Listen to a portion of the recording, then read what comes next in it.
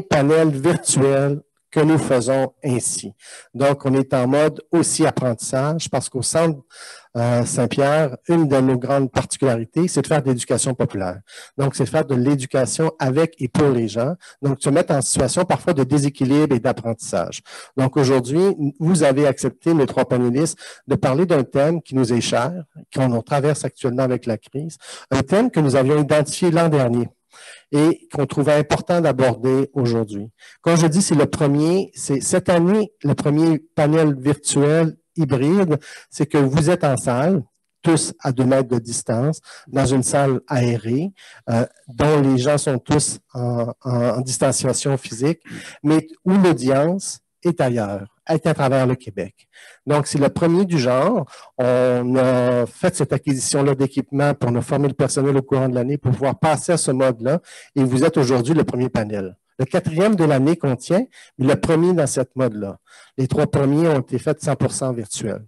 D'ailleurs, comme le Centre Saint-Pierre, on dit que c'est un lieu, un savoir et un sens, un lieu de formation, un lieu de débat. Cette année, on a tenu près de 60 activités de formation à la programmation qui se sont faites entièrement virtuellement. Donc, vous avez dans votre pratique vécu cette année ce passage-là virtuel, on le fait à travers nos formations. On dit aussi que c'est un lieu de débat au sens où les gens peuvent venir faire des débats ici, de la formation. On est plus qu'un lieu qui loue des espaces. On est un lieu qui permet aux groupes, aux personnes de se rencontrer, d'échanger, de se former. On dit un savoir parce que ça fait bientôt 50 ans qu'on est installé dans ce quartier-là du Centre-Sud. On est vraiment une étape charnière de notre développement. Puis, dans ces 50 années-là, c'était vraiment donner la parole aux personnes. Donc, on a toujours, à travers les années, créé notre savoir avec les gens qui sont touchés et concernés par soit la question de l'exclusion sociale, de la justice sociale, de l'égalité entre les sexes, de l'ouverture sur le monde. Ce sont nos grandes valeurs qui sont été implantées avec nos fondateurs, mais qu'on porte maintenant par nous-mêmes en quête tout le temps de transformation et de justice sociale.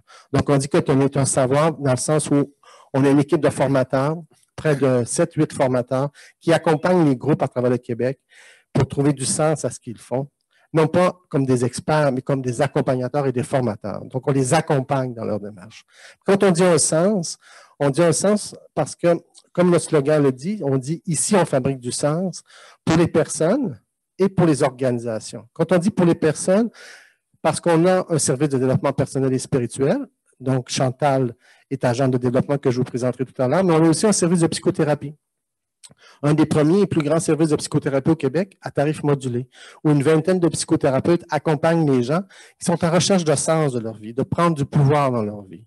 Puis, comme je le disais tout à l'heure, donner du sens aux organisations, donc c'est aussi travailler à ce que les groupes communautaires à travers le Québec trouvent du sens, on les accompagne dans leur recherche de solutions dans les défis auxquels ils sont confrontés. Donc, c'est pour ça qu'on dit un lieu, un savoir, un sens.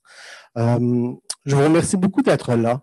Ce panel-là, comme je le disais tout à l'heure, on l'a pensé il y a 1 an, mais c'est au terme d'une analyse sur les tendances en matière de développement personnel et spirituel qui avait été faite par une firme. On a reçu le rapport dans la même semaine de la déclenchement de la crise l'année passée, mais où on interrogeait les internautes sur, lorsque les gens cherchent des solutions à leurs problèmes sur Internet, qu'est-ce qu'ils utilisent comme mots-clés? Qu'est-ce qu'ils recherchent? Et évidemment, la question du thème que vous abordez aujourd'hui en panel est un parmi ceux-là. Donc, on voulait absolument tenir cette première activité-là avec des gens comme vous, avec des gens d'ailleurs aussi, pour débattre, mais plutôt échanger sur vos pratiques et qu'est-ce que vous avez tiré de ces expériences de cette année-là. Donc, merci beaucoup d'être venus au Centre Saint-Pierre aujourd'hui. Donc, vous êtes tous à 2 mètres de distance. Donc, je tiens à le rappeler pour les gens qui nous regardent d'ailleurs. Donc, on a respecté tout au long, depuis le mars dernier, ces mesures-là avec soin et avec rigueur. Donc, sur ça, je vais laisser Pauline maintenant de donner quelques consignes techniques avant de vous présenter l'animatrice.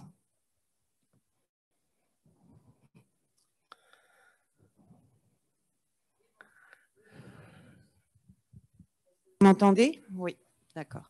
Donc, je vous remercie d'être venus quand même assez nombreux aujourd'hui. Je vais juste me mettre en spotlight pour que vous puissiez me voir. Voilà. Donc, je vais vous présenter rapidement les mesures que l'on va prendre pour suivre cette discussion au mieux. Donc, comme vous le voyez, nos participants, nos intervenants sont en présence, mais les règles ne changent pas au niveau du Zoom. C'est-à-dire qu'on va vous demander d'éteindre votre micro pendant le panel pour éviter de déranger la conversation. Cependant, si vous avez des questions à poser dans le sens où vous avez des questions de compréhension, n'hésitez pas à lever la main ou à m'écrire dans le chat. Je vais vous répondre avec plaisir. Pour lever la main, vous avez plusieurs façons de le faire. Quand vous regardez sur le Zoom, vous avez en bas à droite réaction et vous avez levé la main. Sinon, dans la liste des participants, devant votre nom, enfin à la fin de votre nom, vous pouvez aussi avoir la possibilité de lever la main. Donc, on va vous demander de suivre cette méthode-là pour prendre la parole. Comme vous le voyez, parce qu'une partie est en présence, il n'y aura seulement que moi qui va pouvoir vous donner la parole et donc c'est simplement plus facile que vous leviez la main et qu'ensuite je vous donne la parole au besoin. Aussi, il est important, si vous pouvez le faire, de mettre votre prénom et votre nom au niveau de votre identification. Ça va me permettre tout simplement de pouvoir noter les absences et les présences. Aussi, je tenais à vous dire que le panel va être filmé, comme vous pouvez le voir. En tout cas, vous l'avez entendu. Donc, si vous ne souhaitez pas apparaître, n'hésitez pas à éteindre votre caméra. Ce qui est certain, c'est que normalement, tant que vous ne prenez pas la parole, vous ne devriez pas être filmé. Mais si cela vous dérange et vous ne voulez pas prendre de chance, n'hésitez pas à éteindre la caméra tout simplement. Si vous avez quelconque question, n'hésitez pas à me contacter dans le chat. J'y répondrai avec plaisir et je vous souhaite à toutes et à tous une bonne rencontre avec nos intervenants et on se reparle un peu plus tard. Alors, merci Pauline, qui est notre récente responsable du service de psychothérapie au Centre Saint-Pierre, donc à qui je souhaite la bienvenue, évidemment, de nouveau. Donc, sur ça, je laisse la parole à Chantal Prévost, qui est une agente de développement au service de développement personnel et spirituel, qui a organisé ce panel. Je lève mon chapeau. Je lève aussi le chapeau à l'équipe de l'accueil qui est leur première expérience de panel hybride. Donc, merci beaucoup d'avoir tout fait ça pour rendre la chose possible. Et maintenant, Chantal, à toi la parole. Merci beaucoup, Charles. Merci aussi à vous de vous joindre à nous, chers panélistes. Donc, je vais prendre le temps de vous présenter, mais très brièvement, puis ensuite, je vais vraiment vous demander d'expliquer aux gens qui sont avec nous qui est-ce que vous êtes principalement. Donc, je commence ici par Madame Emmanuelle Parent, qui est du Centre pour l'intelligence émotionnelle en ligne, c'est bien ça. Donc, ensuite, Madame Julie Gravel, qui est de l'organisme communautaire en proche aidance, l'Entraidant. Et ici, à ma droite, Monsieur Jean-François Biron, donc qui est chercheur à la Direction régionale de la santé publique, avec un expert en hyperconnectivité. Donc, je pense qu'on a avec nous 3 personnes qui sont vraiment spécialisées sur le thème. Donc, j'inviterai Madame Parent à nous dire un petit peu, nous parler un petit peu d'elle, de son organisme, brièvement. Oui, ben merci Chantal, puis merci à tout le monde qui est là. On voit qu'il y a beaucoup d'amour dans la préparation de l'événement. Hein. On est habitué de participer à des panels complètement virtuels, mais ça fait du bien de vous voir en présence. Puis, donc oui, je suis Emmanuelle, je suis cofondatrice, on va dire, de la fondation Le Ciel. Le Ciel qui est un acronyme pour, comme vous l'avez dit, le Centre pour l'intelligence émotionnelle en ligne. Je suis également chercheuse au doctorat en communication à l'Université de Montréal pour étudier l'expérience des adolescents, des adolescentes sur les médias sociaux. Donc, c'est lié à notre mission première à la Fondation qui est de parler du rapport entre la santé mentale et l'utilisation des médias sociaux. On le fait principalement, notre fer de lance, là, ça se trouve vraiment au niveau d'ateliers de bien-être numérique qui sont offerts pour les adolescents et adolescentes de secondaire 3 à secondaire 5. Donc, on va dans les classes, depuis janvier, dans les classes virtuellement aussi. Donc, pour démystifier des faits sur le numérique puis écouter ce que les jeunes ont à dire sur ce sujet-là. Également, dans un autre temps, la Fondation, on travaille à faire un travail de sensibilisation, donc de parler de cyberdépendance, de l'économie de l'attention des plateformes, donc plus un travail d'éducation sur tous les enjeux qui entourent le numérique. On le fait avec notre page Instagram, fondation.le.ciel, aussi avec un podcast où on a reçu, entre autres, M. Biron juste là, puis avec d'autres initiatives là, ici et là, toujours entourant la santé mentale et le numérique. Super. Bien, merci beaucoup. Alors maintenant, Mme Gravel. Oui, bien, merci beaucoup, Chantal. Je me sens Julie Gravel, directrice générale de Montre Aidant, avec un grand A, entre comme un refuge pour les proches aidants. L'organisme est un organisme à mission régionale qui est situé dans les Laurentides, donc qui vise à contribuer à l'amélioration des conditions de vie des personnes proches aidantes d'adultes, malades, vulnérables ou d'aînés en perte d'autonomie physique et ou cognitive. Donc, vous avez vu que le carré de sable est quand même relativement large. Et je me sens aujourd'hui, tantôt vous avez dit, on voit ici qu'il y a des experts de la thématique. Si vous m'aviez dit il y a 15, 16, 17 mois que j'étais une experte de ça, je ne vous aurais pas cru, là. Puis en fait, je vous crois pas encore aujourd'hui. J'arrive ici avec plein d'humilité, mais tout le vécu expérientiel, par exemple, d'une équipe d'une 12aine de personnes accompagnées par une 20aine de bénévoles qui ont accompagné virtuellement durant les 15-16 derniers mois des centaines de personnes proches aidantes qui ont été isolées de leurs proches lorsque ceux-ci se retrouvaient à l'hébergement, hein, que ce soit en résidence personnes âgées, en ressources intermédiaires, en CHSLD. On ne refera pas l'histoire, là, vous la connaissez déjà bien, autant que en conséquence du délestage du réseau de la santé et des services sociaux, le soutien à domicile était déserté dans certaines régions. C'est ce qui est arrivé chez nous dans les Laurentides, comme dans plusieurs régions au Québec d'ailleurs. Donc, la réalité, c'est que les organismes communautaires devenaient vraiment la première porte d'entrée vers la sécurité affective, psychologique, la sécurité physique de plusieurs personnes proches aidantes qui, à cause du confinement aussi, se découvraient proches aidantes. Hein. Tout d'un coup, s'il n'y a plus de réseau, puis il n'y a plus de filet de sécurité autour de mon parent malade, autour de mon conjoint qui vivait avec des défis, mais tout d'un coup, je me rends compte que s'il n'y a plus personne, s'il n'y a plus une communauté pour en prendre soin, je suis la personne visée. Donc, à partir de ce moment-là, l'ensemble, puis on pourra en reparler tout à l'heure, l'ensemble de nos activités ont basculé parce que comme on est reconnu comme un service essentiel, on pouvait continuer à avoir du service en présence, des activités en présence dans tous nos axes d'activité, soutien psychosocial, formation, information, coaching, proche aidant. Là, quand on parle de coaching, c'est « maman ne veut pas embarquer dans la voiture ce matin ». Parce qu'on a rendez-vous chez le médecin, qu'est-ce que je fais? Alors, on a une équipe d'intervenants qui mobile, qui se déplace. Donc, vous avez compris que maintenant, à l'entraidant, 15-16 mois plus tard, ça veut dire qu'on a une autoroute à 2 vitesses. Donc, on a des services, des activités en présence et on a exactement la même chose qui se déploie en mode virtuel. Là, je dis la même chose, mais vous avez compris que ça ne demande pas non plus le même type d'intervention. Alors, c'est de ça qu'on va pouvoir discuter. Puis, je suis me sens hyper privilégiée d'être entourée par M. Biron, Mme Parent.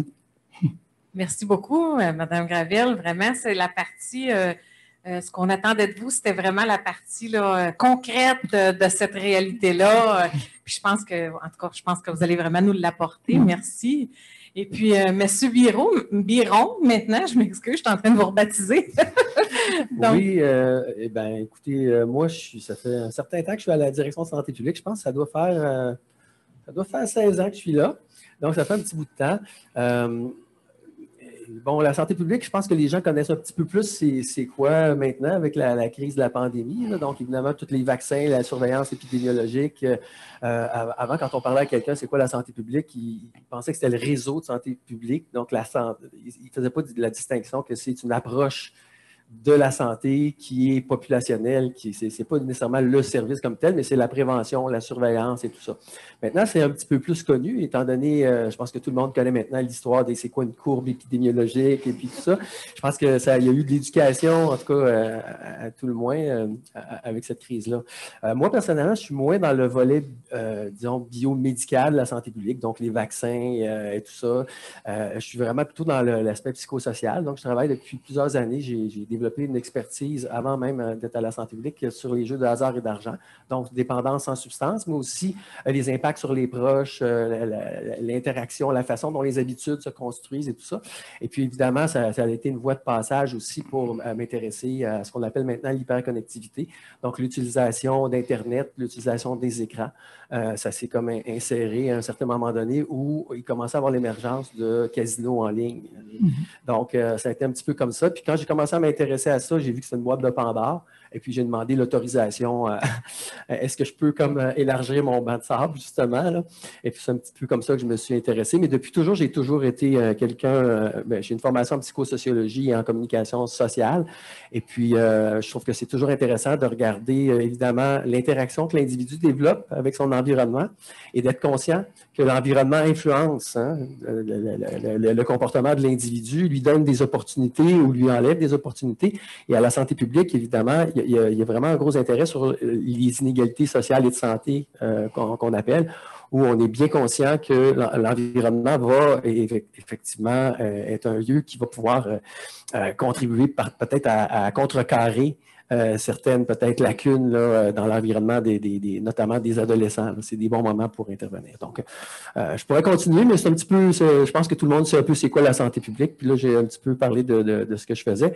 Évidemment, il y a tout le côté statistique. Évidemment, il y a des modèles conceptuels sur lesquels on se penche depuis plusieurs années pour essayer de comprendre cette problématique-là. Mais j'ai le grand souci d'être concret quand je parle aux gens. Et puis, j'ai pas eu le choix un petit peu comme le Centre Saint-Pierre, j'entendais la description. Là, quand on rencontre des gens qui sont avec du vrai monde, c'est important on n'est pas là pour pas se faire comprendre. On est là pour se faire comprendre, pour que les exemples qu'on donne, ils parlent aux gens. Puis, quand on ne l'a pas bien fait, il faut refaire nos devoirs. Donc, voilà. Moi, c'est le même que je travaille. Donc, on va compter sur vous pour des bons exemples pertinents. On va essayer. Ouais. Merci beaucoup. Donc, moi, là, j'ai comme envie de commencer notre discussion sur de se reporter avant la pandémie. Parce qu'avant la pandémie, on avait déjà une réalité. On regardait plus du côté des jeunes, par contre. Ce n'était pas une réalité de société. On disait, oups, il y a déjà des problèmes d'être en ligne un peu trop longtemps. Ça pouvait jouer sur notre santé affective, ça pouvait jouer sur notre santé mentale. Alors, là, moi, ma première question, c'est un peu de vous demander, c'était quoi les défis qui étaient déjà rencontrés avant la pandémie, qui ont été, bien sûr, accrus, exacerbés par la pandémie, mais j'ai envie de vous entendre. Madame Parent, Monsieur Biron, là... Oui, bien, c'est intéressant comment vous le problématisez, comment vous dites, avant la pandémie, on avait plus l'impression que c'était un problème qui touchait les jeunes, qui sont hyper connectés, quel risque ça peut avoir. Puis, on va voir ça des fois dans les grands titres des médias aussi. Bon, tout à coup, une étude, on lirait l'utilisation des jeux vidéo avec des symptômes d'anxiété. Tout à coup, là, les jeux vidéo, est-ce qu'il y a un lien avec la violence? Puis là, en tant que personne qui a des jeunes ou qui travaille avec des jeunes ou même qui n'a pas de jeunes mais qui s'inquiète pour la nouvelle génération, on va s'inquiéter des jeunes puis on va dire « Oh non, le numérique, est-ce que ça a une place aussi importante ou voire nuisible ou dans leur vie? Est-ce qu'il faut s'en méfier? » Donc, il y a beaucoup nous, un défi qu'on a identifié, c'est qu'on parle beaucoup des défis auxquels font face les jeunes, mais on donne peu le micro ou le micro, parce que je parle dans un micro, mais on donne peu la parole aux jeunes directement. Alors que pour adresser leur réalité, c'est important de les écouter à ce sujet-là.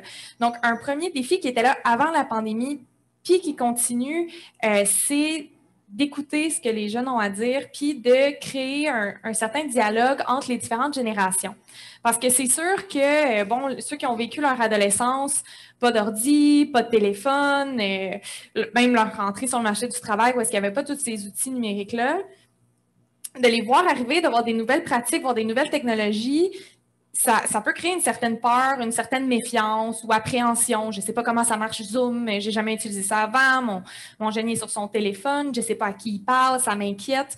Donc, c'est normal d'avoir des questionnements qui émergent, mais il faut se contrôler pour ne pas tomber dans ce mode panique de « je veux contrôler les jeunes, j'ai peur », puis de vraiment écouter ce qu'ils ont à dire. Donc, un défi qui était là, c'est de s'intéresser au discours des ados, au discours des personnes concernées, mais aussi quand on leur parle, quand on les écoute, quand on leur pose des questions, qu'est-ce que tu aimes sur ton téléphone, qu'est-ce que tu trouves intéressant à TikTok, à Instagram, comment tu trouves ça, l'école à la maison, l'école en ligne, etc. Lorsqu'on ouvre le dialogue puis qu'on écoute, c'est important de garder en tête un avis tout le temps nuancé. Parce que même si on se met à parler des risques, puis on va en parler, des risques du numérique, ben, ils sont là pour rester, ils ne quitteront pas notre vie demain matin, là, ils nous aident à fonctionner en ce moment. C'est dire comment, sans tomber dans un discours alarmiste sur « oh non, les technologies », ou tomber dans un discours peut-être trop complaisant de « ah ben oui, des nouveaux machins, des nouveaux bidules technologiques, ah oui, c'est l'innovation, c'est bon ».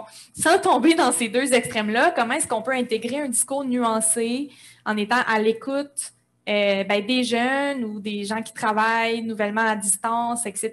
Fait que ça, je dirais que c'est dans l'approche, dans le ton avec lequel on parle du numérique, à la Fondation, c'est super important pour nous. Puis c'est pour ça, entre autres, que dans nos ateliers, on va demander aux jeunes, qu'est-ce que vous en pensez? On va leur dire des grandes généralisations comme, je sais pas, on vit aujourd'hui à l'ère de la cyberdépendance, qu'est-ce que vous en pensez?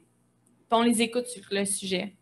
Puis ce qu'on réalise, c'est que les jeunes, ils sont quand même bien conscients de certaines dynamiques sur le numérique. Fait qu'on continue en prévention, mais quand on se met à les écouter, on peut cibler des problèmes peut-être plus importants, puis c'est ça, puis faire fi de certains autres là, plus alarmistes. Fait que pour donner le ton, je pense, à toutes mes interventions, en tout cas dans ce panel-là, c'est tout le temps de peser le pour et le contre, puis d'être tout le temps dans une genre de zone de gris quand on parle des risques avec le numérique. Parce qu'il faut, pour éviter notamment de culpabiliser les gens quand ils passent du temps sur leur ordinateur, c'est pas ça qu'on veut non plus, là. Ouais. Super. Ben, ça va absolument dans le même sens. Il y a un défi de compréhension qui était là avant la pandémie, hein, c'est-à-dire que on parle du numérique, mais le numérique, c'est rendu un monde très large. Hein. Par exemple, quand on parlait des jeux de hasard et d'argent, pour revenir sur une problématique que je connais bien, là, une dizaine d'années, on disait le jeu en ligne, parce qu'en fait, soit tu jouais au poker, soit tu jouais à des jeux de casino, là, roulette et compagnie virtuelle, ou tu jouais à des appareils de loterie vidéo là, ou des machines à sous en ligne. C'était ça. Donc, on parlait du jeu en ligne. Mais maintenant, c'est plus vraiment ça. Là. Tu peux acheter ton billet de loterie, il y a des paris sportifs. Donc, ce petit monde-là s'est élargi.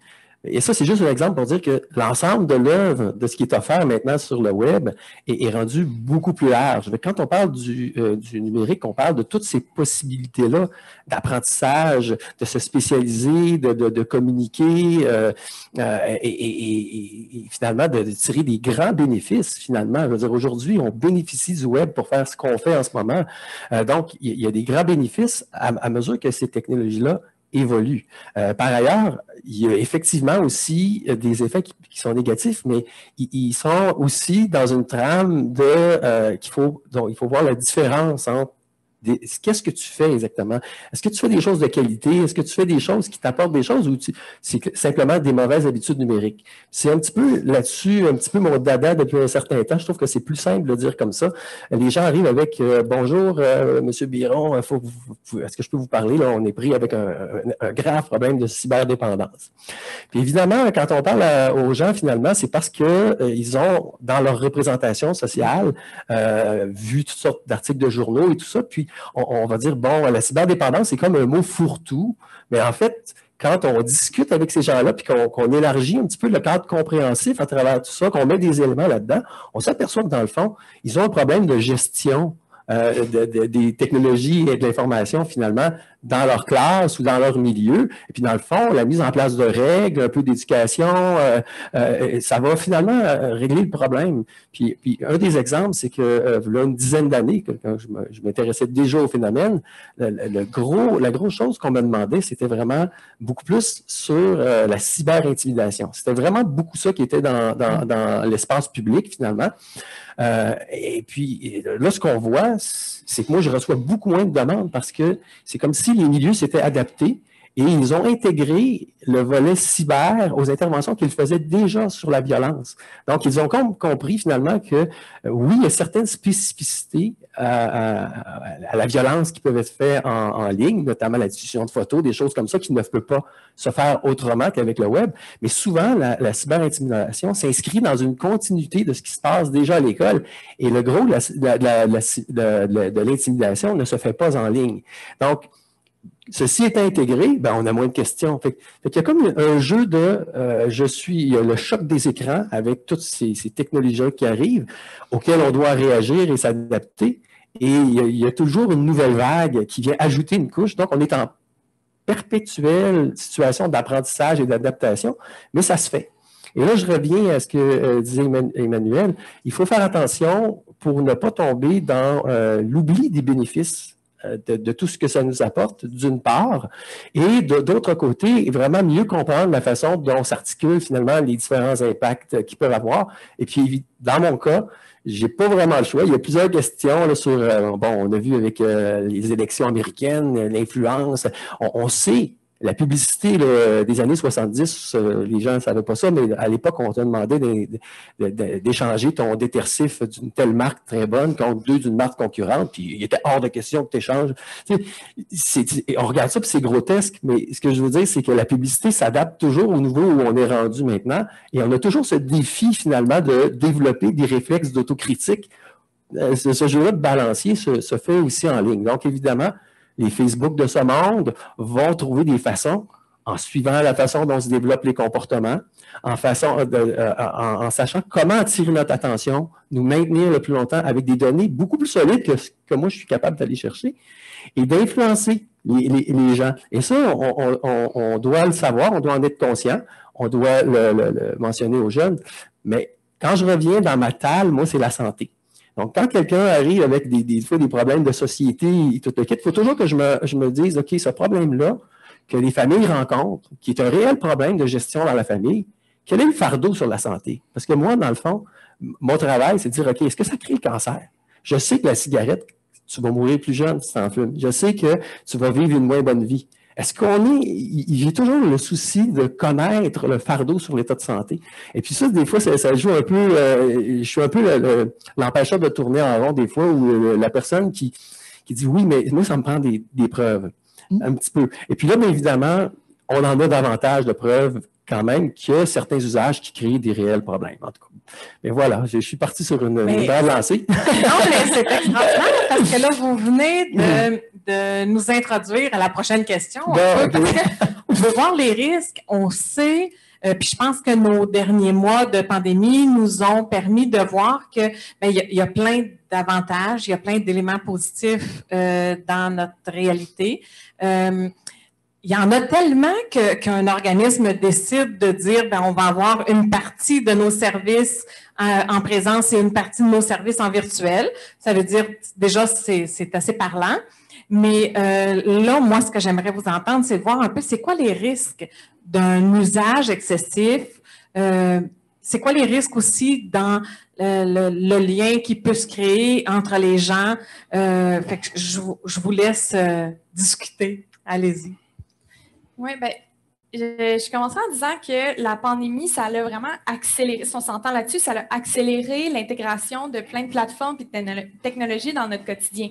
Zoom existait déjà, c'est juste que maintenant, à peu près tout le monde sait comment ça fonctionne ou connaît de nom. Et donc, on a pris toutes ces plateformes-là, on les a adoptées parce qu'on n'avait comme pas d'autre choix. Puis ça, c'est toujours un peu dangereux quand il y a une asymétrie de pouvoir comme ça, si je peux le nommer ainsi, parce que c'est comme si on n'avait pas le choix, donc on prend Zoom. À un moment donné, tout le monde a Facebook autour de moi. Bon, ben moi aussi, j'ai pas le choix, je vais l'avoir parce que je veux participer à cette conversation sociale-là, je veux avoir les référents, je veux avoir les mêmes nouvelles que ma belle-sœur, ma cousine, mon frère, etc. Donc, moi aussi, je vais le faire. Puis à partir du moment où on prend des choses pour acquis, ben là, il y a une question à se poser. Instagram a eu 10 ans, je pense, l'année passée. OK, ça fait 10 ans. Donc, ça fait peut-être 10 ans qu'on a ça dans notre vie, puis on ne sait même pas pourquoi. Pourquoi est-ce qu'on utilise Zoom? Pourquoi est-ce qu'on utilise Facebook? Pourquoi ces technologies-là sont dans nos vies? Souvent, quand on va poser la question aux jeunes, ils vont dire, ben moi, j'ai téléchargé Instagram pour faire comme mes amis. Puis quand on va poser la question des adultes aussi, ça va être un peu, ben les gens ont commencé à voir ça, puis j'ai téléchargé. Mais il faut savoir que ces plateformes-là, elles sont très, très, très puissantes. Quand on parle des GAFAM, donc des grandes compagnies en matière de technologie, plateformes numériques, donc Google, Amazon, Facebook, Apple, même, il y en a qui vont dire Microsoft, ben, c'est des compagnies qui sont très puissantes puis qui ont même des revenus puis qui sont plus élevés, qui ont plus de pouvoir que certains pays dans le monde, là. Puis eux, leur but, ben, c'est des compagnies lucratives qui sont enregistrées en bourse, qui font de l'argent. Puis leur but, c'est pas qu'on se sente bien dans notre peau, c'est de faire des profits. Puis à quelque part, quelqu'un pourrait débattre, ben, il n'y a pas de mal à ça, c'est une compagnie, elle veut faire de l'argent, on s'entend. Mais là, c'est de se questionner, est-ce que je suis consciente de la manière dont ces compagnies-là, que j'utilise tous les jours, parce que j'entendais quelqu'un qui disait, ben, avec ton téléphone cellulaire, il y a 2 types de personnes. Il y a ceux qui l'utilisent avant d'aller à la salle de bain, puis ceux qui l'utilisent à la salle de bain. C'est quelque chose de comme un peu vulgaire, demain.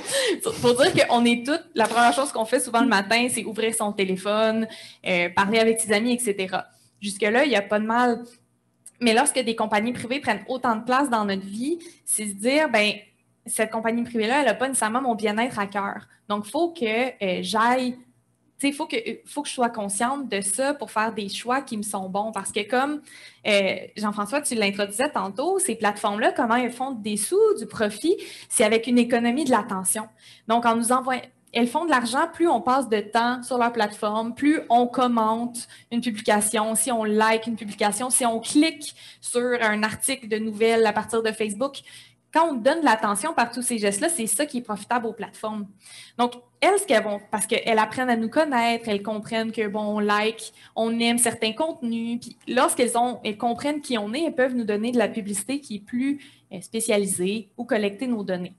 Ça, c'est le petit cours 101 là, sur l'économie de l'attention pour dire que les plateformes vont développer toutes sortes de manières pour aller hameçonner notre attention. On peut penser aux notifications, on peut penser au fameux Netflix avant qu'on termine un épisode puis de l'autre qui s'enclenche tout de suite. Et là, c'est difficile de faire pause puis de dire non, j'avais dit que c'était le dernier. Le fait que sur Facebook, il n'y avait pas de fin tu scrolls, tu défiles à l'infini. Ça, c'est tous des mécanismes pour conserver notre attention.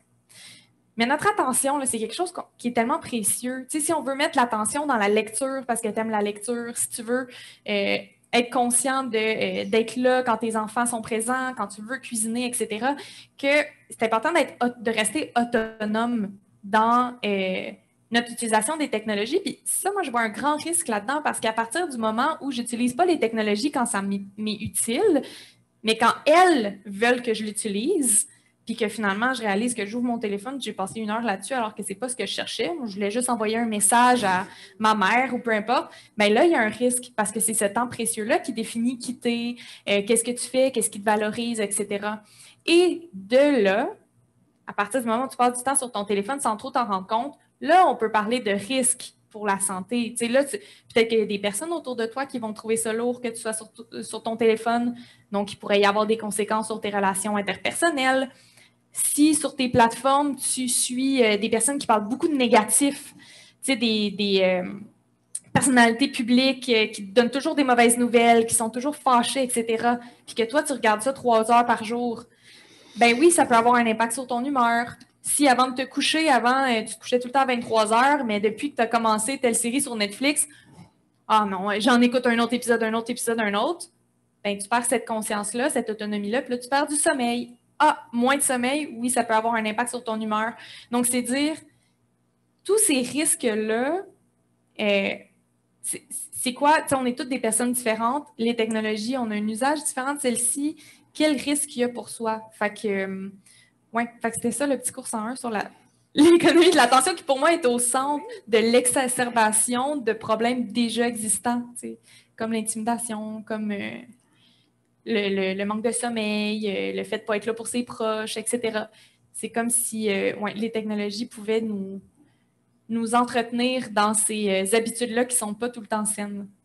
Bien, moi ce que je vois d'une part, c'est il y a quand même des opportunités qui ont été, ou un défi, je vais amener ça comme ça, peut-être il y a peut-être un défi qui nous est présenté sur qu'est-ce qu'on va faire maintenant. Parce qu'il y a eu la pandémie, il y a eu évidemment là, cette obligation de mettre des gens en télétravail, de faire de l'école à distance. Puis évidemment, il faut aussi faire la différence entre la pandémie comme telle, où il y a des gens qui ont été malades, qu'il y a des gens qui ont perdu leur emploi, qu'il y a des gens qui ont vécu des stress parce qu'ils pensaient qu'ils l'avaient, ou tout ça, des gens qui ont été mis en quarantaine. Donc, il y a la pandémie. Nonobstant des médias, réseaux sociaux, là, on met ça de côté là, comme tel, une pandémie, là, il y a 100 ans, c'était pas plus le fun.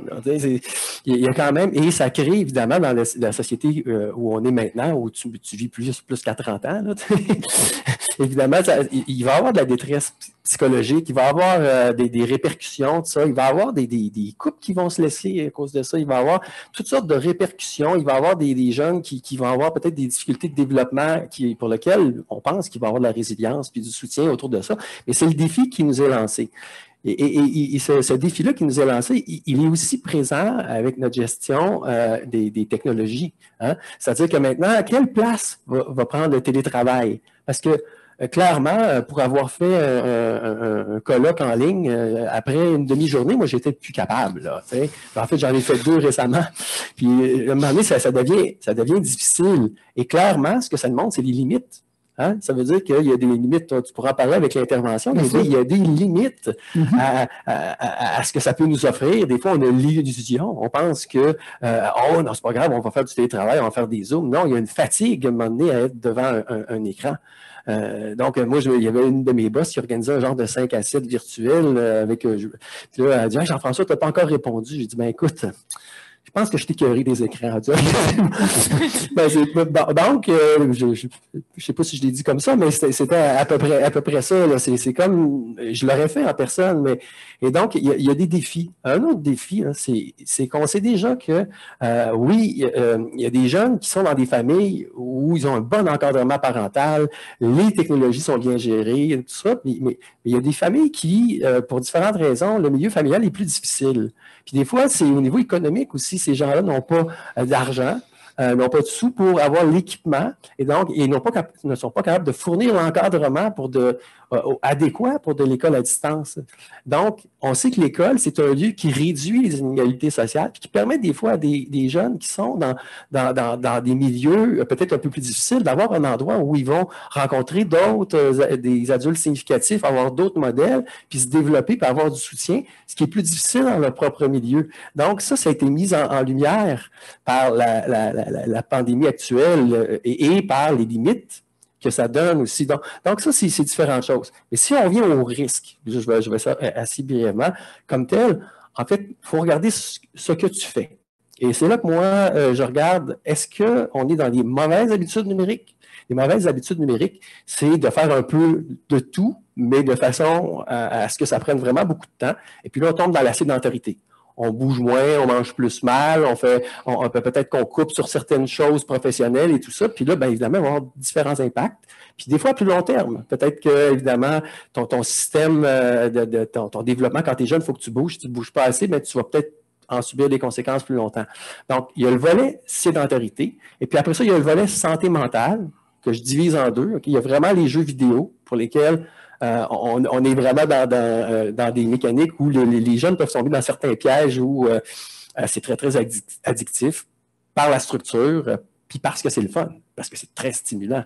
Donc, évidemment, c'est dur de faire ça, surtout quand tu es à un âge où parfois les défis psychosociaux d'adaptation sont difficiles.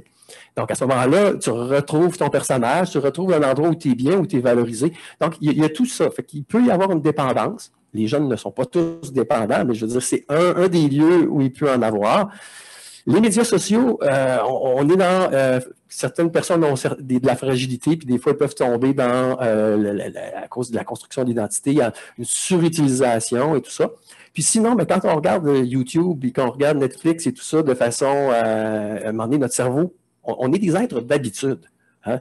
Vous allez rentrer chez vous, vous ne demandez pas où est la lumière, vous allez donner une claque dessus, elle va s'allumer, vous allez ouvrir le... Tu sais, on est vraiment des êtres d'habitude.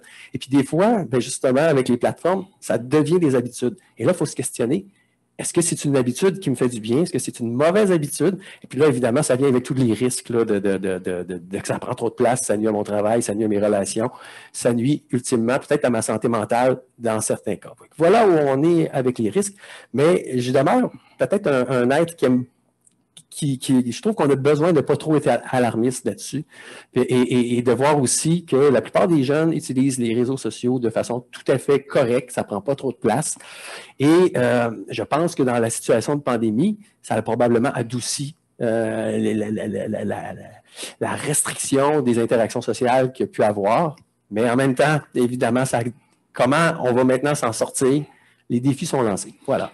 Mais l'équilibre bénéfice-risque qui est toujours si précaire à jauger, puis j'ai envie de faire du pouce de ce que vous venez de dire, Jean-François. Chez nous, ce qui a été le plus difficile, autant pour les employés, les bénévoles, que pour les proches aidants qu'on accompagne, c'est le dosage avec la souffrance. Comment doser mon contact avec la souffrance? Parce que veux pas, les médias sociaux, le Zoom de ce monde, le FaceTime, quand je vois mon père en CHSLD tout seul, parce que la préposée me présente mon père sur le iPad, parce qu'ils ont reçu des iPads. Mon père n'a jamais vu un iPad de sa vie, d'ailleurs. Fait qu'il comprend pas qu'il voit ma petite face dans un écran qui bouge. Hein? Donc, déjà là, chez nous, ça a été, on a réalisé à quel point nous n'étions pas prêts à transférer vers d'autres générations non plus nécessairement. Puis trêve d'agisme ici, hein, rien à voir, mais c'est juste que ça n'avait pas été utilisé en intervention plus en fin de vie, plus dans des gens qui vivent avec des défis cognitifs, des défis de compréhension, dans des milieux où il n'y avait pas nécessairement des accès facilités en amont avec les technologies numériques. Donc, doser le contact avec la souffrance, ça a été un défi de tous les instants dès le départ, parce que ça devenait la seule connectivité possible avec mon proche. Ça devenait le seul espace sensoriel, puis c'est des yeux, hein, ou à peu près. Puis j'ai même pas 360, fais le tour de mon père avec le iPad, s'il vous plaît. Et nous, on disait aux prochains, si c'est ça que vous avez besoin, dites-leur. Moi, d'habitude, j'ai besoin de le voir là, de partout. Ben, demandez qu'on fasse le tour de votre père. Je peux demander ça en même. Ben, si c'est ça qui correspond à votre besoin et qui vous permet de doser votre contact avec la souffrance, oui, ça sera ça. Même chose pour les employés qui sont partis, la dizaine d'employés chez nous qui sont partis travailler en télétravail avec leur téléphone IP, parce que c'était déjà des téléphones IP chez nous avec, à quel moment j'arrête, à quel moment je réponds plus à mon téléphone IP, oui, mais peut-être qu'elle va déjà plus mal que la semaine passée parce que d'habitude, j'ai pu la voir, là, je ne l'ai pas vue. Est-ce qu'elle m'a joué quelque chose au téléphone? Est-ce que je devrais plutôt lui demander de venir me voir en Zoom? Donc, tout cet espace-là de dosage, de contact avec la souffrance, où est-ce qu'on manque de routine de transition, hein? Vous avez parlé nous sommes des êtres d'habitude, mais si on installe des routines de transition pour se déconnecter, hein, de la souffrance ou peu importe, on pense que là, il y a des stratégies gagnantes qui vont nous permettre d'être plus dans un mode d'auto-bienveillance. Puis on voyait ça aussi avec les prochains aidants qui regardaient les nouvelles en continu. Là. Donc, si je regarde les nouvelles en continu, puis je les regarde en plus sur mon iPad, puis là, en plus, en groupe, l'après-midi, on s'est retrouvés 12 personnes, puis il y en avait 6 qui pleuraient, 2 qui ont fermé leur caméra, puis je ne sais pas comment ils vont. Mais c'est sûr qu'il n'y a pas un humain qui tolère ça. Là. Hein, c'est sûr qu'on va moins bien psychologiquement. Quand on se demande s'il y a un impact sur la santé, bien, clairement, que ça se pourrait que j'aille moins bien. Et c'est quoi nos leviers ensuite?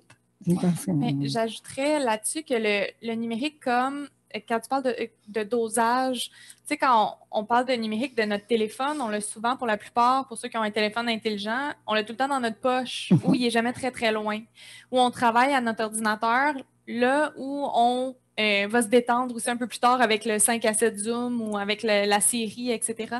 Fait que le fait qu'on a accès 24 heures sur 24, 7 jours sur 7, ça doit être très difficile pour des personnes qui veulent aider à dire, parce qu'il faut que tu te mettes une limite. La pandémie a montré que tu peux pas juste sortir du travail puis que ça soit terminé. Il y a comme un effort d'autodiscipline que tout le monde a dû faire parce que, en effet, on a toujours accès à répondre. Puis au début de la pandémie, quand on avait beaucoup de conférences de presse et tout, on marquait les médias sociaux, c'était que ça, puis on avait une illusion que fallait tout le temps regarder les nouvelles, puis c'est quoi les nouvelles de la santé publique, puis c'est quoi, puis ça en devient...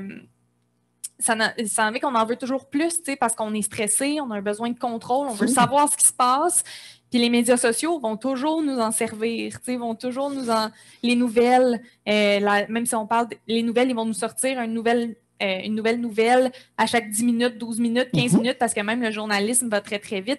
Alors, il y a de quoi là, se mettre sous la dent, puis tant qu'on a des besoins, qu'on veut aider quelqu'un, il va y avoir quelqu'un au bout de notre téléphone. Il y a eu vraiment beaucoup de gens qui ont fait un travail de discipline, puis encore aujourd'hui, puis ça va continuer après la pandémie, quand dans les milieux de travail, il va y avoir de l'hybride, puis les personnes vont être partiellement à la maison. Il va falloir apprendre à éteindre notre téléphone, même s'il est accessible, ne veut pas dire qu'on est en train de travailler. Même si notre téléphone il est allumé puis qu'on voit l'appel, ça ne veut pas dire qu'on est obligé de le prendre, même si c'est un appel à l'aide, là, disons. Ouais. Oui. Oui, bien, dans le fond, ce sont des choses qui sont importantes. Puis à ce titre-là, moi, j'aurais envie qu'on prenne la route des pistes de solutions. Je sais, Mme Gravel, que dans votre organisme, vous avez fait d'énormes changements, d'énormes ajustements pour prendre soin de la santé affective. Parce que notre thème, c'est entre autres ça, hein? Prendre soin de la santé affective, malgré le fait qu'on passe beaucoup de temps en ligne. Donc, j'aimerais ça qu'on s'écoute, mais on va commencer avec vous, Mme Gravel. Qu'est-ce que c'est les ajustements que vous avez faits? C'est quoi les pistes de solutions que vous pouvez nous proposer? Bien, en fait, puis je vais le dire avec plein d'humilité parce que ça a été essai-erreur, hein? On n'a pas tout d'un coup dit ça doit être ça qu'il faudrait faire. Hein? Donc, on a fait beaucoup d'essais-erreurs après des premières semaines difficiles, tu sais. Mais pour tout le monde, hein, au Québec, là, puis chez nous comme ailleurs, puis évidemment que la proche aidance, j'ai toujours dit, c'est pas un sujet sexy, on n'est pas les organismes qui sont les plus financés, on ne reconnaissait pas nécessairement la proche aidance comme un défi de santé publique, alors qu'on sait que 25% de la population proche aidante, 25% de la population du Québec est proche aidante à ce moment-ci, et prend soin donc d'un autre 25% de la population aisément, qui est donc en perte d'autonomie ou qui est malade. Si on enlève cette partie-là de notre société, ça va plus bien. À partir du moment où on a enlevé les proches aidants de l'équation, hein, dans la première vague de la crise, tous ces proches aidants-là se sont ramassés tout seuls, hein, isolés, et les intervenants qui les accompagnent étaient tout aussi isolés. Donc, ça a été une stratégie d'aller tout de suite passer toutes les activités en mode virtuel. Chez nous, d'emblée, tous les proches aidants ne sont pas nécessairement des jeunes ados, adultes, ou donc on a la plupart des proches aidants qu'on accompagne ont plus de 55 ans, plus de 75 ans pour certains. On a eu toutes des équipes de connexion au balcon. On a envoyé des équipes de bénévoles en connexion au balcon pour leur apprendre comment ça fonctionne. Certains étaient très intéressés, d'autres très résistants. À partir du moment où on fait de l'éducation populaire puis on accepte qu'on va aller à leur rythme, ben ça a été une stratégie hyper gagnante. Puis maintenant, on a des gens qui communiquent 10 fois plus, 15 fois plus qu'avant la crise avec leurs proches. Et là, ça a créé une saine habitude. Hein? Donc, ça a créé quelque chose où, tout d'un coup, il y a eu une visibilité sur la souffrance de l'aidant. Hein? Oh, tout d'un coup, je suis pas toute seule. Hein? Si mon fils, tous les jours, me fait con-con, puis ding-dong, puis il est encore en pyjama. Ouais, parce que j'ai pas réussi à l'habiller. Toi, est-ce que tu voudrais lui dire quelque chose? Tu voudrais-tu l'aider? Donc, on était dans de la stratégie où est-ce qu'on a pu montrer l'intimité des proches aidants. Donc, ce qui était caché, c'est hyper tabou, hein, la perte d'autonomie, la maladie. Donc, on a pu le montrer. C'est comme si on a eu un œil intime sur le vécu des proches aidants. Et là où, des fois, on trouve que c'est un défi pour les plus jeunes, peut-être, chez nous, on s'est dit, on a ouvert une fenêtre sur quelque chose qui existe. On a brisé un tabou. Donc, c'est pour ça qu'on va toujours maintenir maintenant les activités autant en virtuel qu'en présence. On est conscient, par contre, que le personnel qui intervient en intervention virtuelle, là, se doit d'être formé, se doit d'avoir des espaces pour ventiler qui sont beaucoup plus grands que lorsqu'on anime en présence où on a accès à ce fameux feeling-là. Hein? Quand on est en intervention, là, chez nous, des infirmières, des travailleuses sociales, des psychoéducateurs, des éducateurs spécialisés, c'est des gens qui travaillent pour être avec des humains. Hein? Quand il leur manque un petit bout de ça, ça fonctionne moins bien et ça devient beaucoup plus souffrant psychologiquement. Alors, on a multiplié les rencontres informelles, autant virtuelles que pas virtuelles. Le toc-toc, ça va-tu? Hein? Donc, l'animation en duo pour éviter que une collègue se retrouve toute seule à gérer, à doser toute une souffrance qui était impressionnante. On a aussi mis des équipes de relève. Donc, comment tu vas le matin? Comment tu t'es senti hier? Donc, le prendre soin de la santé mentale ou de la santé affective, autant des proches aidants que des personnes qui travaillent auprès d'elles en contexte de pandémie où on n'avait pas un accès physique, ça a été de se préoccuper de tout ce qu'on faisait d'habitude. En allant en salle de bain, coucou, comment ça va? Donc, par quoi on peut remplacer ça? Chez nous, on s'est mis à écrire aussi des lettres. On s'est mis à écrire à la main, puis on a envoyé des trucs organiques, donc écrit à la main au prochain aidant, des séries de distribution aussi physiques chez les employés pour qu'on ait accès à se toucher. On a fait de l'intervention au balcon avec nos chaises de parterre. On avait dans notre kit une chaise de parterre. On est allé s'asseoir sur des trottoirs, autant en ville que dans des rangs. On a fait d'interventions assis sur des coffres de voitures, où est-ce qu'on le pouvait. On est allé donner des dépliants aux gardiens de sécurité dans les CHSLD pour qu'eux se mettent à gérer différemment les personnes qui venaient pour quémander un visuel qui était tout à fait acceptable là, sur leurs proches. Donc, chez nous, prendre soin de la santé affective, autant en mode virtuel, ça a été de s'intéresser à qui nous sommes d'abord. Donc, des êtres d'habitude, mais d'organique aussi. Alors, tout ce qu'on a pu multiplier d'organique, alors qu'on se retrouvait toute notre journée en virtuel, c'est ce qu'on a choisi de faire. Et c'est pour ça qu'on a développé là, une cinquantaine d'outils à ce jour où les personnes peuvent avoir accès à toutes sortes de sujets de type de communication, facilité, d'autobienveillance, hein, pour juste avoir l'espace de conscience pour ne pas être happé, hein, pour éviter d'être happé puis choisir de faire un stop. Donc, voilà. Bien, merci. C'est des bons moyens précis. Oui. En auriez-vous d'autres, M. Biron? En fait, je pense que c'est de garder le meilleur parce que, premièrement, il faut sortir de cette crise-là.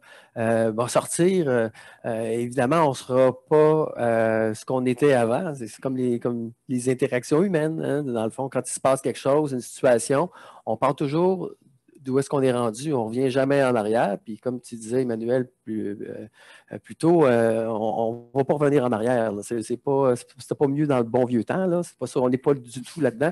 Fait que là, dans le fond, l'idée ici, c'est de dire, OK, qu'est-ce qui a été gagnant? Qu'est-ce qu'on a développé puis qui peut être conserver? Qu'est-ce qu'on peut tirer au niveau de l'éducation, au niveau des limites aussi de ce qu'on... Donc, tirer les constats, ça va être une première chose, mais pour conserver finalement le meilleur de ça, puis regarder peut-être en face certains défis au niveau... On ne peut pas passer à côté de... Oui, on peut bien donner des conseils aux gens de regarder votre utilisation, faites une analyse de ce qui vous fait du bien et tout ça, puis bon, donnez-vous des balises et blablabla. Là, je pense que c'est correct, là, mais on ne peut pas passer à côté du fait qu'on est aussi dans des environnements très, très numériques et puis qu'il va falloir aussi que soit les organisations soient conscientes que les gens ont besoin des fois de se déconnecter puis de leur donner la chance. Donc, il y a un volet plutôt règlement.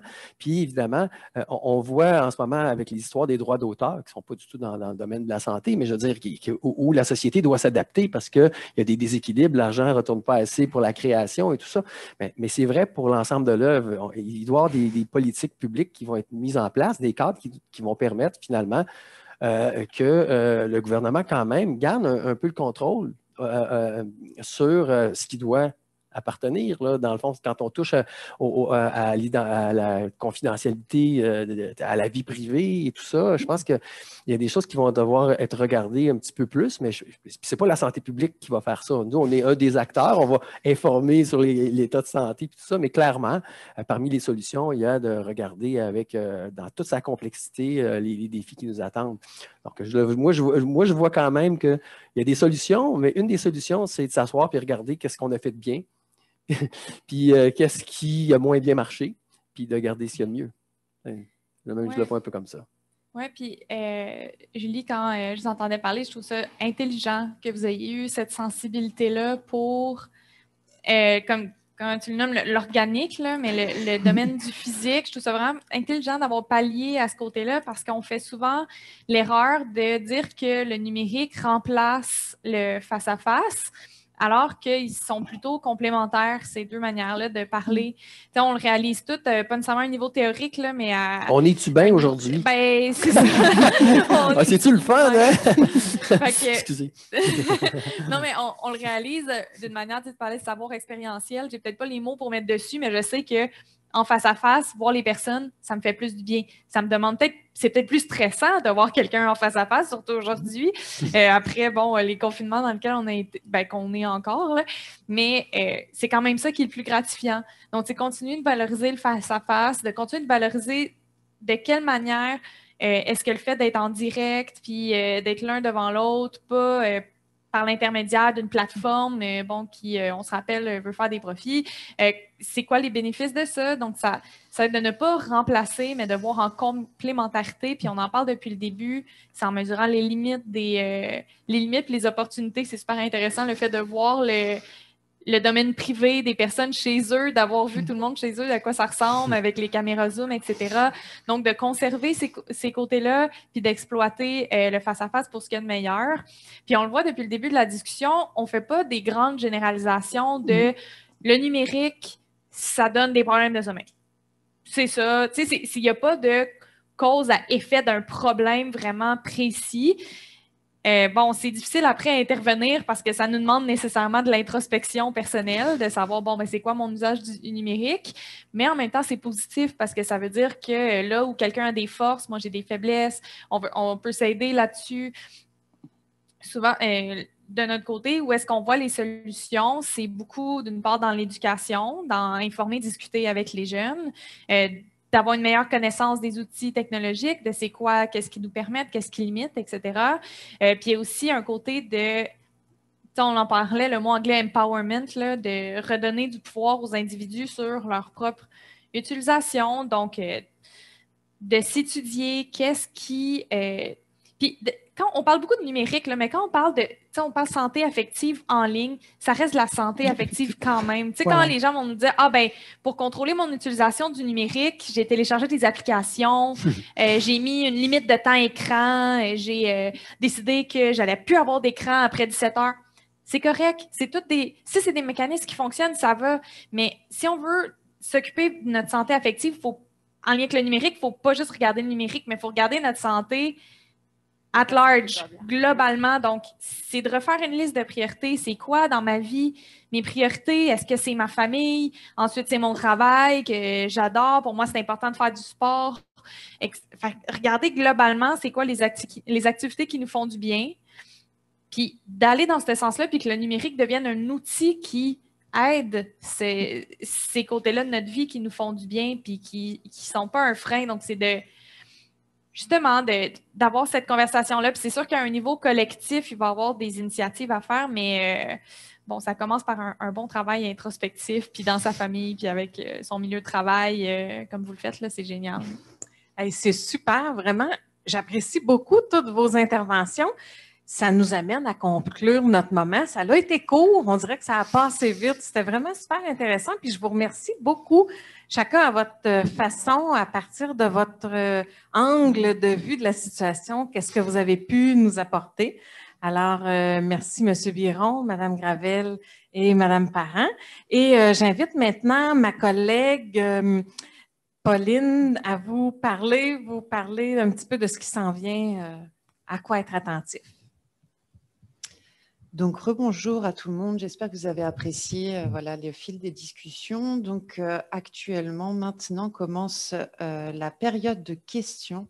Si vous avez des questions, vous pouvez soit lever la main ou écrire votre question sur le chat si vous n'êtes pas très à l'aise. Donc, je vous laisse un peu la parole. Vous avez vu aussi dans un premier temps que je vous ai transmis le sondage pour le lien de satisfaction. N'hésitez pas à le remplir, ça nous aide vraiment à nous améliorer, à améliorer nos services, nos rencontres, nos panels. Donc, on vous remercie par avance. Alors, on a un premier commentaire dans le chat. Donc, une personne qui demande les outils pour les personnes qui travaillent seules. Ben, en fait, c'est super intéressant hein, comme question, donc, parce que d'emblée, même si on travaille dans une équipe, si on est en télétravail, on travaille seul. Hein, c'est hyper intéressant de le voir avec cet angle-là. Donc, chez nous, ce qu'on a proposé, c'est... Ben, peut-être que si on est travailleur autonome, c'est différent. Hein. Chez nous, c'est du seul, mais en équipe, hein, où on appartient à quelqu'un, à quelque chose, à une entité, à des valeurs organisationnelles. Hein. Chez nous, le courage, la bienveillance, le courage, la première valeur organisationnelle. Donc, ça veut dire que je dois avoir le courage de dire « je suis toute seule aujourd'hui, je ne vais pas bien ». Donc, on encourage le fait de dire « je ne vais pas bien, j'utilise ce que j'ai à la portée de la main ». Pour moi, c'est plus facile d'envoyer un texto à ma collègue.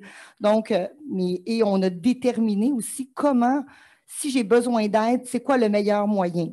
Donc, est-ce que c'est le courriel? Fort probablement pas en recevant 112 par jour. C'est fort probablement pas le courriel.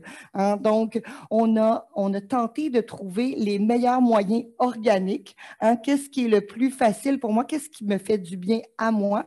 Et on les a partagés avec les collègues. Qu'est-ce qui, moi, Julie, me fait du bien? Qu'est-ce qui fait du bien à Chantal? Qu'est-ce qui fait du bien?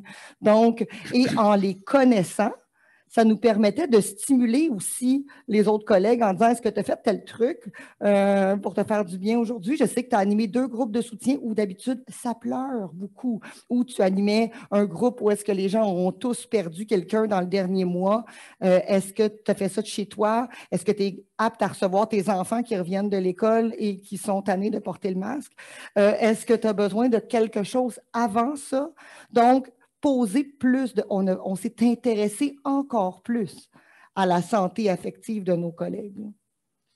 Et justement, pour rebondir sur ce que vous dites, alors là, il s'agit de quand on est chez soi, tout seul, en télétravail, mais si par exemple, on n'a pas de collègues, justement, qu'on est travailleur autonome, qu'on est son propre patron, sa propre patronne, comment on fait? Est-ce que vous avez des pistes de réflexion? Je pense qu'on n'en sort pas. C'est un petit peu le même défi, puis je sors un petit peu du contexte. Là. Un étudiant qui faisait son bac, qui est dans le groupe et tout ça, puis finalement commence à faire des études supérieures où, un séminaire de lecture occasionnelle, mais où il y a un moment où tu es supposé d'écrire, puis ça n'écrit pas aussi vite que tu penses. À ce moment-là, souvent, on retrouve des gens qui se sentent isolés, leur sujet est très spécifique, ils n'ont pas grande personne. Fait que le défi demeure un peu la même chose. C'est comme si on est sorti d'un milieu où on était intégré, hein, donc on avait des contacts sociaux, on baignait dans un monde social, on en est sorti. Ou tout simplement, peut-être qu'on était déjà travailleur autonome, mais à ce moment-là, on devrait déjà avoir développé des réseaux. Mais moi, je pense qu'à ce moment-là, peut-être que les organisations doivent continuer à essayer de communiquer avec leurs employés pour qu'il y ait du sens, pour que le sentiment d'appartenance continue d'être présent. Ce n'est pas si simple. Mais comme individu, dans le confort, dans le bien-être individuel, puis je vais donner mon exemple là, pour être très concret. Moi, c'est vraiment à travers des petits groupes. Donc, j'ai un collègue que j'appelle souvent parce que je travaille, mais on s'appelle souvent, lui et moi. Puis avec lui, je ne me sens pas seul. Puis sinon, on fait des rencontres Zoom, tout ça, mais on est 3 ou 4. Là, parce qu'à 3 ou 4, tu peux communiquer, tu perds moins. On n'est pas comme aujourd'hui, mais tu perds moins ce sens-là. Plus tu es nombreux dans un Zoom, plus ça devient comme quelque chose dans lequel c'est loin, tu commences à faire d'autres choses, ça devient interpersonnel. Moi, je pense que c'est de favoriser, en fait, la solution, c'est favoriser des petits groupes. Puis, à la limite, si tu ne l'as pas dans ton milieu de travail, Est-ce qu'il y a moyen d'avoir ce groupe-là dans des collègues qui partagent un peu le même, d'autres travailleurs autonomes qui font un peu la même chose? On n'en sort pas, là. On ne fera pas apparaître des gens, il faut se mettre à l'œuvre. Puis moi, je favoriserais les petits groupes parce qu'avec les petits groupes, on sent qu'on a un lien social, puis il y a quelque chose d'intéressant là-dedans. Moi, c'est ce que je proposerais, là, mais ce n'est pas une recommandation de la santé publique, c'est vraiment Jean-François Biron qui dit ça. Rapidement, mettons une solution en ligne et hors ligne. Là. En ligne, puis il y a des études scientifiques qui se penchent là-dessus. Il y a une belle capacité quand même en ligne à aller chercher des groupes de soutien. Donc, ça dépend dans quel domaine cette personne-là œuvre. Des fois, c'est possible même de publier sur des groupes de manière anonyme. Par exemple, je me sens seule chez moi, telle est la nature de mon travail, est-ce qu'il y a des gens qui auraient des trucs? Ou tantôt on parlait d'études supérieures, je sais qu'il y a des groupes d'étudiants aux études supérieures qui vont s'écrire et dire « je me sens seule », est-ce qu'il y a des personnes qui ça leur tenterait de se réunir au parc, etc. Ou est-ce que vous avez des trucs, etc. Fait que les groupes, je pense à Reddit, des forums, des groupes Facebook, etc., ça peut être une place pour discuter, d'explorer ce sentiment-là, mais ça reste quand même une souffrance. La solitude que beaucoup partagent, c'est dans les derniers mois, puis c'est comme toute souffrance, c'est de manière hors ligne, comment est-ce qu'on peut, qu'est-ce qui nous aide d'habitude, c'est quoi nos bouées de sauvetage? Quand on se sent seul, quand on souffre, quand on se sent moins bien, est-ce que c'est faire de la course? Est-ce que, c'est se poser des questions. Donc, j'ai des difficultés, je me sens seule avec le numérique, qu'est-ce que je peux faire à l'extérieur? Qu'est-ce qui te fait du bien? On revient tantôt. Est-ce que c'est faire du sport, s'activer, il commence à faire chaud, aller voir des personnes à distanciation au parc, etc. Fait que c'est de voir comment est-ce qu'on peut peut-être se créer une routine de on ferme le travail. Là, je décroche, puis là, c'est le moment où je prends soin de moi. Donc, mais c'est une bonne chance, cette personne-là. C'est un processus lent et quand même fastidieux. Il y a une proche aidante qui utilisait un support, c'est un truc, hein, mais qu'elle s'est donné, puis qui fait appel à ce que tu dis, Emmanuel. Elle se retrouvait, elle était télétravailleuse d'emblée, là, déjà. Puis en plus, elle se retrouvait avec son père, toujours à la maison. Mais elle continuait à s'habiller tous les matins et à faire comme si elle partait travailler. En fait, à peu près à la même heure, elle avait une demi-heure de voiture, elle allait marcher.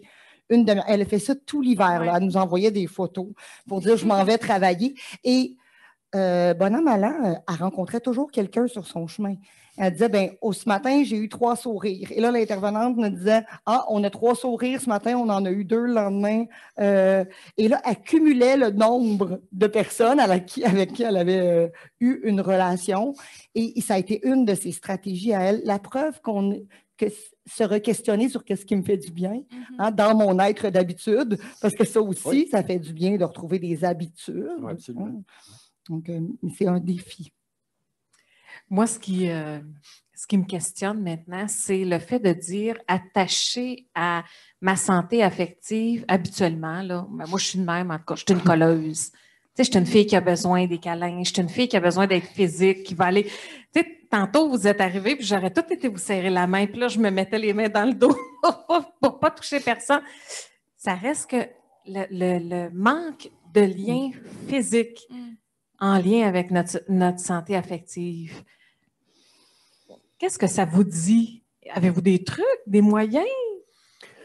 Je pense qu'il faut regarder la situation en face puis dire, en ce moment, on fait ces concessions-là pour éviter un problème plus grave. Hein? C'est un peu la fameuse balance des inconvénients. Et puis, on ne peut pas faire disparaître cette C'est ça, hein? Quand on achète quelque chose, l'argent qu'on donne, on ne la récupère pas. On ne peut pas avoir la beurre et l'argent du beurre. C'est un petit peu plate, là, la façon de le dire, mais si vraiment c'est un contact physique, puis vous n'avez pas le droit d'avoir un contact physique, je me sentirais comme un imposteur de vous dire oui, il existe un substitut à ça. Je pense que ce qui fait que les contacts physiques, c'est si agréable, c'est parce que c'est ce que c'est. Désolé, là, mais c'est un peu la façon dont je le vois. Il y a toutes sortes de choses qu'on peut faire pour essayer de vivre à travers ça, mais on ne peut pas remplacer ça. Je ne pense pas qu'on peut remplacer ça, en tout cas. Moi c'est mon point de vue, là, mais... Je partage également ce point de vue-là quand on a parlé des technologies numériques et de leurs limites. Un contact physique, c'est une limite. Ouais. Mais tu sais, c'est aussi de voir, il y a une richesse aussi dans les modes de communication. Tu sais, si On texte quelqu'un, ça n'a pas le même sens que si on FaceTime quelqu'un ou qu'on fait une visio. Donc, tu sais, je sais que quand on y va des exemples personnels, je sais que moi, ma mère, on ne se texte pas du tout, on s'appelle pas non plus, c'est FaceTime parce que faut qu'elle me voie la face, puis il faut que je voie sa face, puis c'est ça qui nous satisfait le plus. Puis on n'est pas au contact physique, mais là, les technologies ne nous permettent pas ça encore. Dans la gradation hein, de l'intensité de mon besoin. Puis on s'est fait poser cette question-là. Moi, ce qui me manque le plus, c'est de pouvoir le serrer, la serrer, être là, sentir qu'il ou qu'elle est là. Hein, parce que si elle est là, mais pas en me touchant, j'ai plus cette sensation-là. Donc, dans la gradation, OK, vous, ça ne vous satisfait pas clairement parler au téléphone. Donc, le FaceTime, non. Mais aller prendre une marche, ça fonctionne, bien, essayez-le. Privez-vous pas pour avoir peur ensuite de vous retrouver en carence. Hein, souvent, les gens aussi nous disaient, bien, j'ai même pas le goût d'y aller parce que d'un coup, quand je vais le voir, ça va me faire encore plus de peine. Hein? Mais il y a souvent un espace où quand on va se faire vivre l'expérience, essayez d'avoir quelqu'un à qui en parler après. C'est ça, vivez-le pas seul. Hein? Comment vous vous êtes senti? Là? Vous ne pouviez pas l'approcher, mais là, elle pouvait vous voir la face, vous faire des niaiseries, chanter ensemble. Il y a toutes sortes de choses qu'on peut faire à distance aussi. Hein? Et ça, dans un des outils qu'on a travaillé, c'est tout ce que vous pouvez faire pour tenter de vibrer. Puis là, c'est pas ésotérique, là. Hein? On le sent, là, ici, là, on a chaud, tout le monde ensemble. Là, hein? Donc, il y a quelque chose d'organique. Mais si je chante avec quelqu'un, si je marche en suivant, c'est pas juste en voulant éviter les craques de trottoir, là, mais en même temps que l'autre, je suis déjà en train d'installer quelque chose qui me fait du bien organiquement. Donc, créativité, sky is the limit. Hein? Mais c'est vrai que ça prend de la créativité, mais que d'une certaine façon, on peut répondre à ce besoin-là. J'ai une autre perspective. J'ai envie qu'on ouvre un petit peu, on regarde à notre santé affective, plus à un niveau individuel ou relationnel avec nos gens. Là, j'ai comme envie d'ouvrir la partie relationnelle face à nos semblables, face à l'humanité anonyme. Vous savez, avant, là, on attendait l'autobus dans l'abribus, puis, ben, il y a des gens que non, là, mais si on était sociable pour un petit peu, on se saluait, on se parlait, on allait au bar, là, puis on prenait un verre, puis on pouvait jaser avec l'autre personne. Il se passait quelque chose dans la rue, puis les gens pouvaient se saluer puis commenter, même si c'était juste de la météo ou du Canadien hier soir. Il y avait quelque chose qui se disait, il y avait quelque chose au niveau de notre santé affective, mais dans nos relations à des purs inconnus. Où est-ce qu'on en est comme société? C'est une excellente question. Je pense qu'à ce stade-ci, c'est pas tout le monde on se promène des fois, là, puis on voit qu'il y a quelqu'un qui a ses écouteurs, puis il est complètement fermé, puis il n'y a rien à faire. Il faut vraiment taper dessus si jamais, excuse-moi, il faudrait la déranger, puis il y aurait comme une réaction de « Oh mon Dieu, quelqu'un me parle ». Je fais des blagues, mais je veux dire, on a quand même maintenant ces comportements-là où il y a des gens qui sont complètement fermés. Mais je pense que ce n'est pas tout le monde qui est là-dedans. Je veux dire, moi, je me promène, j'en vois, je suis venu dans le métro. C'est pas parce que quelqu'un regarde son écran qui est complètement fermé. Possible qu'on soit un petit peu moins sensible à notre environnement. Puis en fait, c'est sûr qu'on l'est moins.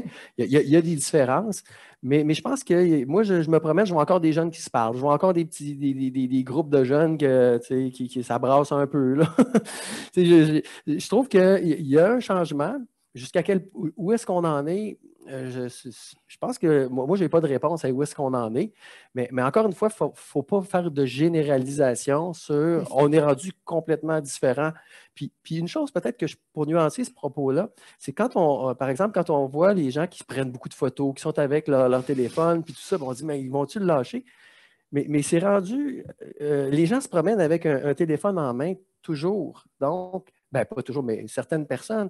Et donc, ça fait partie du rituel. Les photos, là, ils en prennent trop. Ils ne regarderont pas l'album de ce que j'ai pris en 2017, là, parce que en 2021, je suis conscient, mais ça fait déjà 4 ans. Fait que donc, Ils ont pris 14 000 photos en 2017.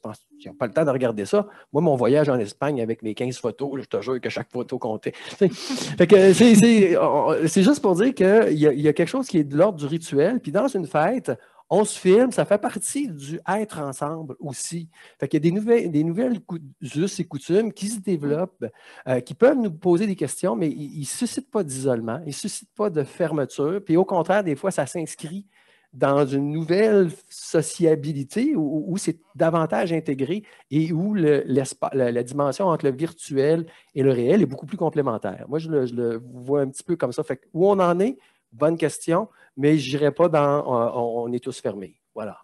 Oui, puis il y a aussi que quand on voit quelqu'un, c'est démontré que lorsque quelqu'un saisit son téléphone devant soi, nous aussi, on a le goût de prendre notre téléphone. T'sais, disons que vous êtes à table, quelqu'un prend son téléphone ou on reçoit une notification, un appel.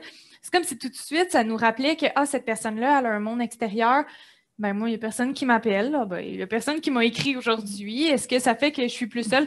Peut-être pas, là. Peut-être que tu as un cercle social super développé, mais que c'est juste pas dans vos communications. Cette journée-là, tu as pas reçu de message, mais il y a comme un réflexe de... C'est normal, on se compare tout de suite, on se positionne par rapport à l'autre. Lui va être sur son téléphone, mais moi aussi, je vais passer le temps sur mon téléphone. Fait qu'il y a peut-être un petit peu de ça quand, disons, on s'assoit dans le métro puis qu'on voit tout le monde sur leur téléphone. Ils ont tous quelque chose à faire, puis moi, je suis là, puis je répète à parler à quelqu'un, puis je me sens peut-être seule. Mais il y a aussi ce travail de...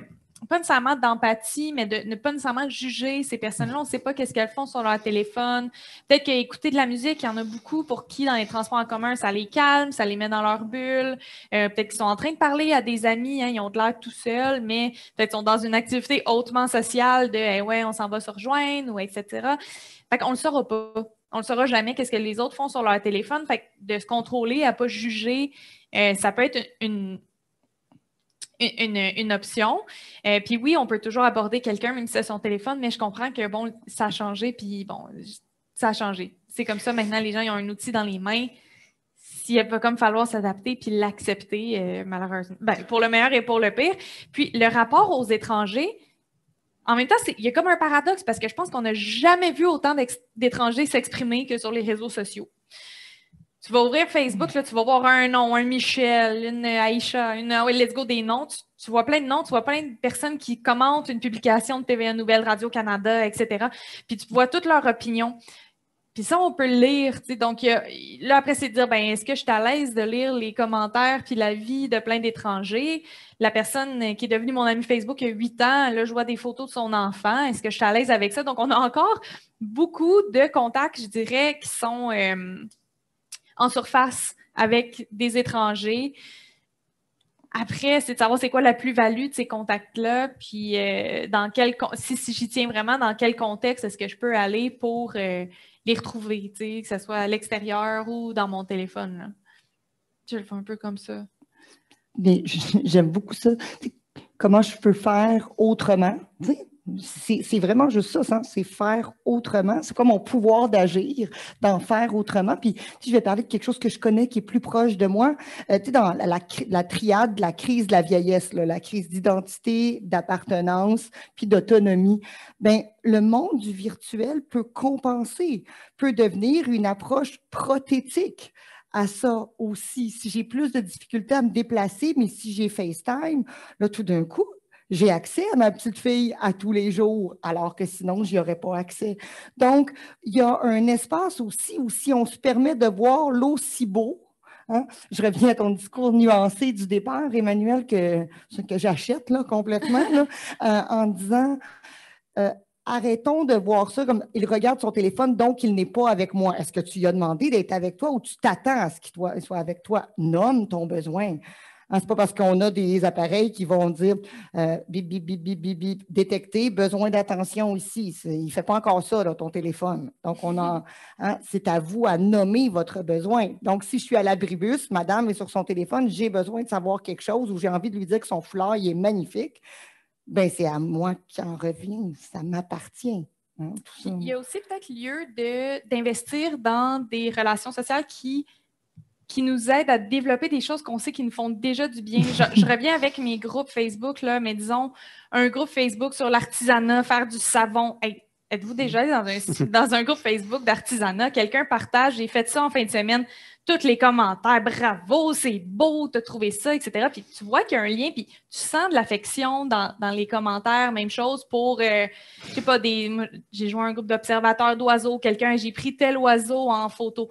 Wow, magnifique. Puis là, tu sais, OK, peut-être que tu n'auras pas ce rapport à l'étranger qui est parler la météo, mais tu peux essayer d'aller chercher de discuter sur des trucs qui te passionnent avec d'autres accros, là, parce que dans ta famille, tu n'as peut-être pas des gens qui sont accros comme toi à la monnaie ou à toutes sortes de collections, mais sur Internet, il y en a une méchante gang qui sont prêts à discuter avec toi d'exactement la même chose, là. Alors, moi, ce que je retiens dans tout ce que vous dites, c'est un peu comme le focus, je le mets où? Je le mets-tu sur ce que j'ai perdu ou je le mets sur tout ce que je gagne? Fait que... Oui. Mais j'ai envie de vous amener sur un autre élément. La fracture numérique, hein, ça touche encore fracture numérique. Oui, c'est ça, OK. Oui. Ça touche encore un grand nombre de personnes. En situation de pandémie, encore plus, est-ce que celle-ci a une incidence sur la vie des personnes non connectées? Ben oui, et clairement. Dans le cas, l'exemple le plus frappant, c'est, comme je parlais plus tôt, les jeunes qui n'ont pas l'encadrement pour faire les travaux scolaires ou pour utiliser, ou même l'équipement, suivre un cours sur un téléphone.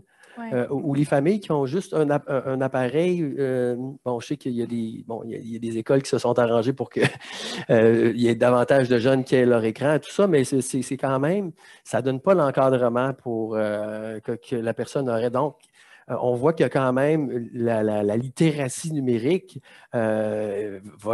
est quand même assez importante dans les opportunités que tu vas développer, dans les connaissances que tu vas pouvoir aller chercher plus tard. Excuse-moi, si c'est seulement des calories vides, là, c'est-à-dire que tu regardes des vidéos qui ne t'apportent pas grand-chose, que tu n'es pas très habile pour aller chercher des informations, bien, ça va continuer à plomber ton développement là, interpersonnel. Donc, on le voit là-dessus. Donc, il y a toutes ces dimensions-là. L'autre aspect de la fracture numérique, c'est la compréhension de l'autre. Et évidemment, un parent qui travaille un travail manuel ou justement les gens qui étaient les travailleurs essentiels, qui font des heures du surtemps et qui ne sont pas sur leurs écrans, eux, là, ils ramassent les problèmes, on va dire comme ça. Puis, bon. Et puis, dans ce cas-là, c'est sûr que ces gens-là n'ont pas autant de temps pour disons, justement, leurs enfants et tout ça. Ils n'ont pas les mêmes ressources. Et puis, donc, c'est clair que tout ça va apparaître. Et puis, ils vont lire un reportage sur les jeunes sont tous dépendants, c'est des problèmes.